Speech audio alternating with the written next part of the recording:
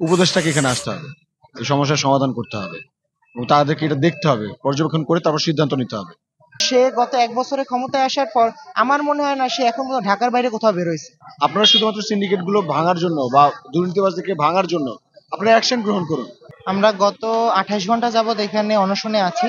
আমাদের যে 3 দফা দাবি ছিল, সেই 3 দফা দাবি বাংলাদেশের সকল স্বাস্থ্য খাতের একটা নির্দিষ্ট সংস্করণ করতে হবে এবং শুধু শেরেবাংলা মেডিকেল কলেজ নয়, বাংলাদেশের যত সরকারি মেডিকেল কলেজগুলো আছে এবং স্বাস্থ্য কমপ্লেক্সগুলো আছে সেগুলো সবগুলো সংস্করণ করতে হবে। কারণ আপনারা দেখতে পাবেন যে একটা সরকারি হাসপাতালে যদি একজন রুগী যাওয়া হয়, সেই রুগীর সুস্থ হওয়ার থেকে তার ইনফেকশনের মাত্রা আরো বেড়ে যায়। এইটা কেন হবে? সে একজন সেখানে সেবা নিতে যাচ্ছে, সেই সেবাটা সে না পেয়ে সেখানে ইনফেকশন হয়ে আসছে।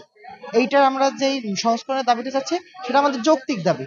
আমরা চাচ্ছি যে স্বাস্থ্য উপদেষ্টা আসুক বরিশালে, কারণ সে গত 1 বছরে ক্ষমতায় আসার পর আমার মনে হয় না সে এখন পর্যন্ত ঢাকার বাইরে কোথাও বেরোইছে।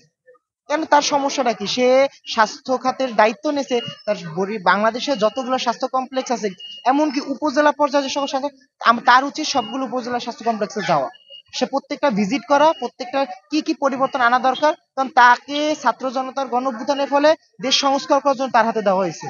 সে যদি এখন সংস্কার না করে সে তার গদিতে বসে থাকে, সে যদি বাংলাদেশের ঢাকার বাইরে না বের হয়, তাহলে তো গিয়ে কোনো সংস্কার সে করতে পারছে না। তাইলে আমাদের গিয়ে এখন যেই দাবিটা মূল দাবি, বসুন্ধরা টিস্যু, অশুদ্ধতার বিরুদ্ধে এক বিন্দুও ছাড় নয়।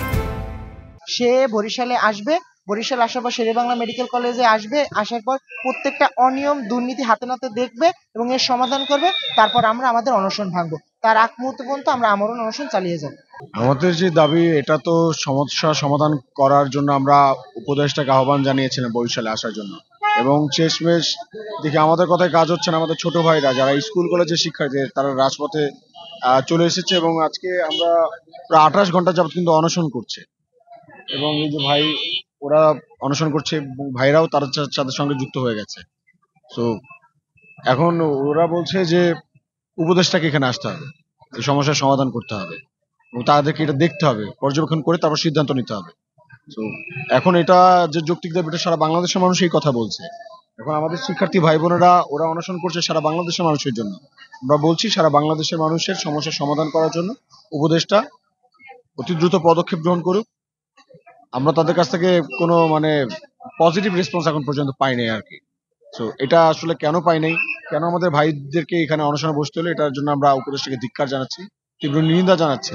তার এরকম স্বৈরাচারী মনোভাবের প্রতি আমরা তীব্র নিন্দা জানাচ্ছি। অতি দ্রুত এই সমস্যার সমাধান করুক। আর তিনি কি ভয় পাচ্ছেন? আমাদের প্রশ্ন হচ্ছে এটা, তিনি কি সিন্ডিকেটের লোকজনকে ভয় পাচ্ছেন নাকি দুর্নীতিবাজদেরকে ভয় পাচ্ছেন? আমরা বলবো যে আপনাদের কোনো ভয় নাই, আমরা সারা বাংলাদেশের মানুষ আপনাদের সাথে থাকবো। আপনারা শুধুমাত্র সিন্ডিকেট গুলো ভাঙার জন্য বা দুর্নীতিবাজদেরকে ভাঙার জন্য আপনারা অ্যাকশন গ্রহণ করুন। একটা স্বৈরাচারী সিস্টেমকে ভাঙার জন্য আপনারা অ্যাকশন নেন, আমরা সারা বাংলাদেশের মানুষ আপনাদের সাথে থাকবো। এই আশ্বাস তো আমরা আপনাদেরকে দিচ্ছি।